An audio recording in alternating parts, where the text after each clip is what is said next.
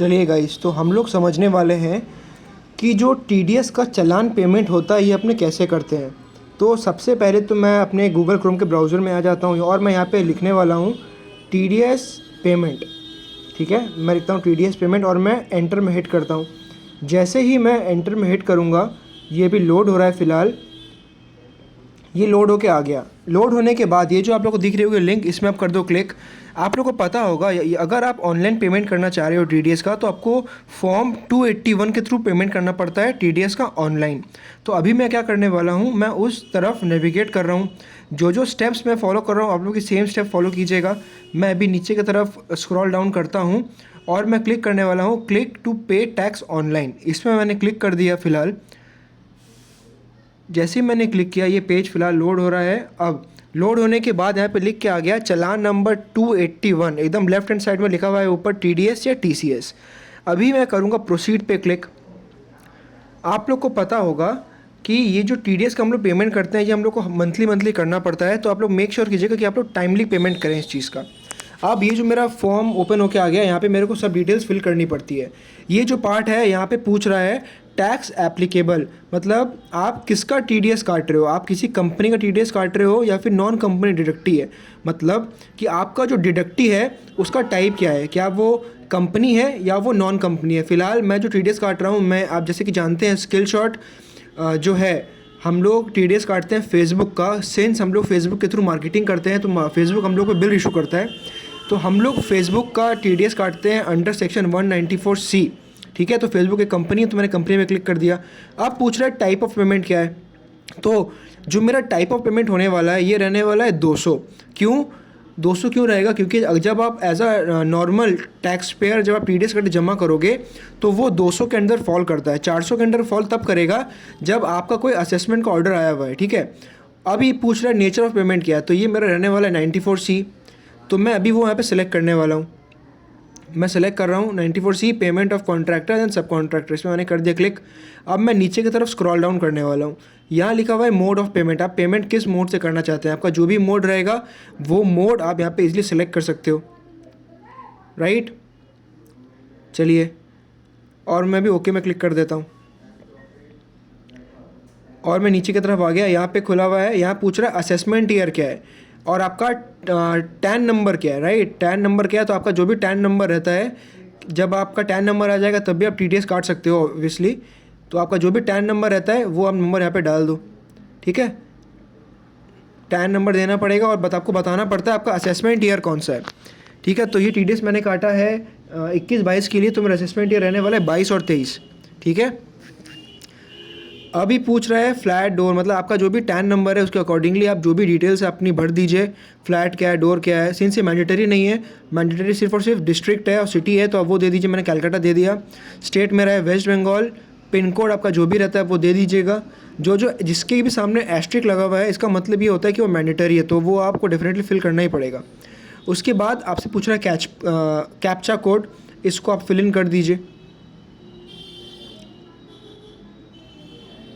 Fill in करने के बाद आप क्या करने वाले हैं, आप प्रोसीड वाले बटन पे क्लिक करने वाले हैं। तो मैंने प्रोसीड वाले बटन पे क्लिक कर दिया। अभी जो भी आपने डिटेल्स भरी थी उसके हिसाब से ये एक प्रोफोमा बन के आ गया कि आपका टैक्स एप्लीकेबल था 0020, टाइप ऑफ पेमेंट था 200 वाला, नेचर ऑफ पेमेंट है 94C के अंदर, मोड ऑफ पेमेंट है डेबिट कार्ड। तो सारी की सारी डिटेल्स जो है वो यहाँ पे अपने आप ऑटो फिल होकर आ गई, मतलब प्रोफोमा बन के आ गया कि आपने जो भी यहाँ पे फिल किया था। अभी आप क्या करिए, आपने जैसे ही आपने जो अपना टैन नंबर डाला था कॉरस्पॉन्डिंग जो आपकी कंपनी का नाम है वो यहाँ पे डिस्प्ले कर रहा होगा। तो अभी मैंने, जैसे कि आप जानते हैं, स्किल शॉट का जो टैन नंबर था मैंने वो दे दिया। कॉरस्पॉन्डिंग जो भी इसका कंपनी नेम था, right, Skill Shot Edulife Private Limited, वो यहाँ पे डिस्प्ले कर रहा है आप लोग के सामने। ठीक है, असेसमेंट ईयर लिख के आ गया और लिख के भी आ गया कि फाइनेंशियल ईयर है 21-22 for the above assessment year selected. ठीक है, आप लोग जानते ही होंगे डिफरेंस क्या है फाइनेंशियल ईयर में असेसमेंट ईयर में। अभी पूछ रहा है consent is provided to NSDL e government, इसको आप क्या करना पड़ेगा, आपको सिर्फ और सिर्फ आई एग्री में टिक मार्क कर देना है। उसके बाद आप नीचे की तरफ स्क्रॉल करेंगे और आप करेंगे submit to the bank. Submit to the bank करने के बाद आपको पेमेंट का गेटवे खुल जाएगा आपका। आपने जो भी टीडीएस काटा है आपने जो भी TDS काटा है, आपका जो भी टैक्स अमाउंट बन रहा है उसको आप यहाँ पे लिख दोगे, ठीक है। सपोज़ कीजिए अगर आपने लेट TDS काटा किसी का, तो आपको इंटरेस्ट भी चुकाना पड़ेगा, तो वो आपको रिस्पेक्टिव पार्ट में आके भरना पड़ेगा। अगर इंटरेस्ट भी लग रहा है आपके ऊपर, तो इंटरेस्ट वाले बॉक्स में आके आप लिख दोगे। फिलहाल मैं टाइमली पेमेंट कर रहा हूँ, तो मेरा सिर्फ और सिर्फ टैक्स लग रहा है, तो मैंने टैक्स में वो अमाउंट लिख दिया, ठीक है। तो ये सारी की सारी कन्फर्मेशन की डिटेल्स मेरे सामने आ गई हैं लिख के। तो ये आप क्या करने वाले हो, आप इजीली इसको फिल कर लीजिए। नीचे आ जाइए, यहाँ पे आप मेक पेमेंट में क्लिक कर दीजिए, तो आपका जो भी रहता है कार्ड नंबर, इसके थ्रू आप इजीली इसको पे कर सकते हो, ठीक है गाइज़।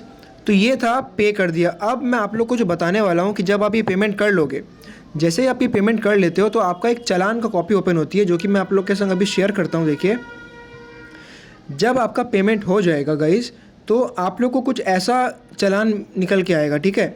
ये चालान बहुत इंपॉर्टेंट है। इंपॉर्टेंट क्यों है? क्योंकि देखिए गाइज़, क्या होता है ना, जो आपको पता होगा, हम लोग की एक वीडियो बनाई गई है जो कि है TDS रिटर्न फाइलिंग की। तो जब आप TDS की रिटर्न लगाओगे, आपसे 2-3 चीज़ें पूछता है। क्या क्या चीज़ें पूछेगा? एक तो आपसे पूछेगा क्या, आपसे पूछेगा BSR कोड क्या है, ठीक है। तो वो BSR कोड के लिए आपको ये चालान को बहुत संभाल कर रखना पड़ेगा कि BSR कोड क्या है। उसके बाद आपसे पूछता है चालान का सीरियल नंबर क्या है, तो वो भी यहाँ से आपको मिल जाएगा, सीरियल नंबर क्या है। और आपसे पूछेगा कि ये चालान जमा कब किया गया था, तो आप देख लीजिए जमा किया गया था 6/12 को। तो ये तीनों चीज़ बहुत ज़रूरी है, तो इसको आप संभाल के रखिएगा, ठीक है।